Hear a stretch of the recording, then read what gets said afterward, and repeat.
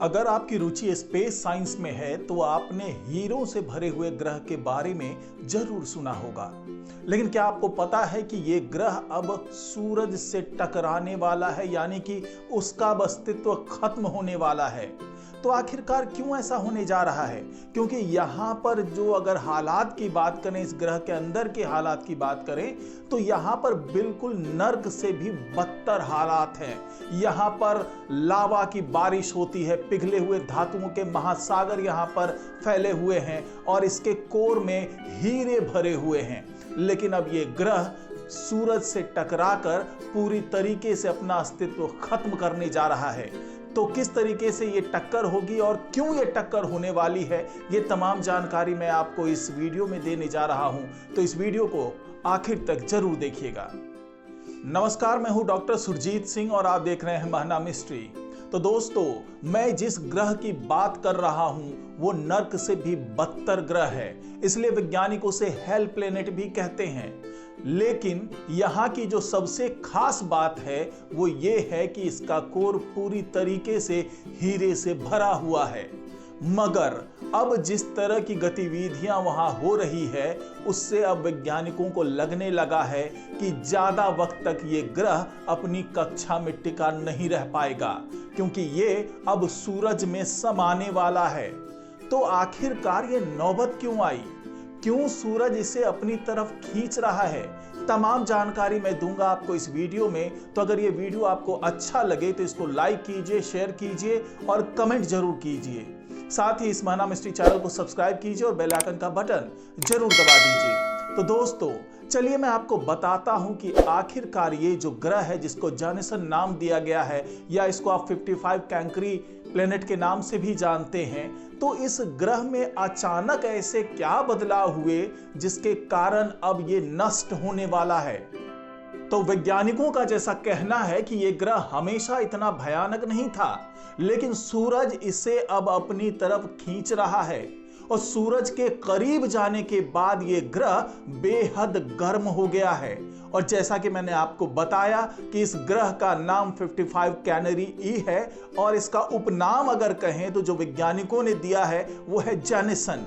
और आपको बता दें कि ये चट्टानी ग्रह हमारे पृथ्वी से 40 प्रकाश वर्ष दूर है और पृथ्वी सूर्य की परिक्रमा जितने करीब से करती है, ये अपने तारे कोपरनिकस की परिक्रमा पृथ्वी से 70 गुना करीब से करता है।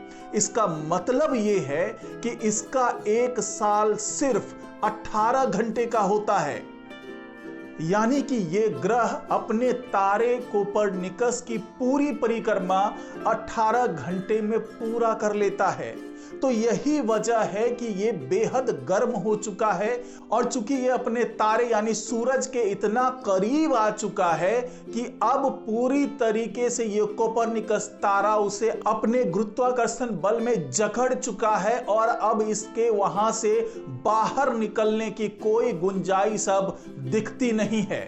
तो वैज्ञानिक इसी आधार पर यह आशंका जता रहे हैं कि आने वाले दिनों में यह ग्रह पूरी तरीके से अपने तारे यानी अपने सूरज कोपरनिकस में समा जाएगा। और वैज्ञानिकों का यह शोध नेचर एस्ट्रोनॉमी जर्नल में प्रकाशित हुआ है और उस रिपोर्ट के आधार पर यह पता चलता है कि जैनेसन हमेशा ऐसा नहीं था। ये ग्रह एक बाइनरी पेयर के हिस्से के रूप में एक लाल ड्वार्फ तारे के साथ कोपरनिकस की परिक्रमा करता है और ड्वार्फ तारे के पास 4 अन्य ग्रह भी हैं। और चूंकि ये ग्रह हमेशा गर्म रहा, तो हो सकता है कि कोपरनिकस, लाल ड्वार्फ और जैनेसन के साथी ग्रहों के गुरुत्वाकर्षण में बदलाव के बाद ही ग्रह की स्थिति इतनी ज्यादा खराब हो गई। वैज्ञानिकों ने इसको और बेहतर तरीके से समझने के लिए एरिजोना में लोवेल डिस्कवरी टेलीस्कोप का इस्तेमाल किया। इसकी वजह से इससे प्रकाश के स्तर में आए मामूली बदलाव को मापा जा सका, क्योंकि जैनेसन ग्रह कोपरनिकस और पृथ्वी के बीच आ गया था और कोपरनिकस भी स्पिन कर रहा था।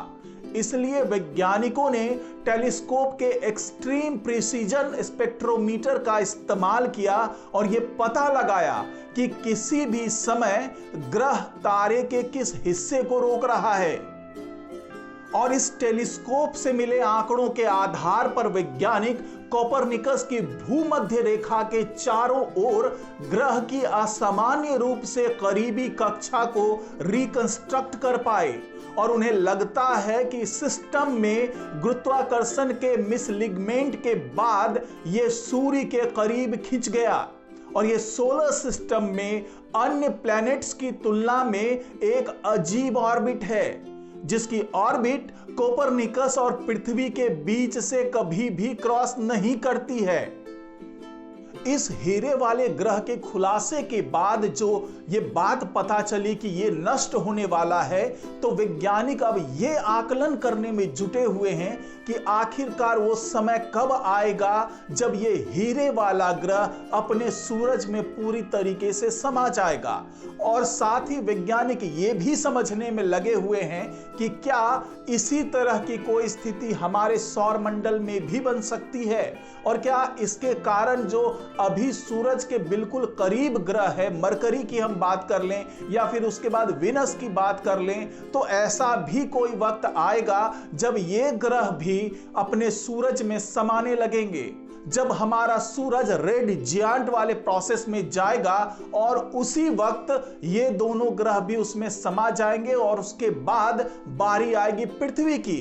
तो क्या इस तरह की कोई घटना उस सौर मंडल में भी चल रहा है जहां पर कोपरनिकस सूरज की भूमिका में है और ये हीरे वाला ग्रह उसके चारों तरफ बेहद करीब वाले ऑर्बिट में चक्कर लगा रहा है? तो ये तमाम विश्लेषण अब वैज्ञानिक करने में जुटे हुए हैं और टेलीस्कोप से जो तमाम आंकड़े मिल रहे हैं उसको विश्लेषण करने के बाद ये समझ पाएंगे वैज्ञानिक कि आने वाले कितने वर्षों में ये ग्रह पूरी तरीके से कोपरनिकस में समाने वाला है। तो आज की रिपोर्ट में फिलहाल इतना ही। नमस्कार।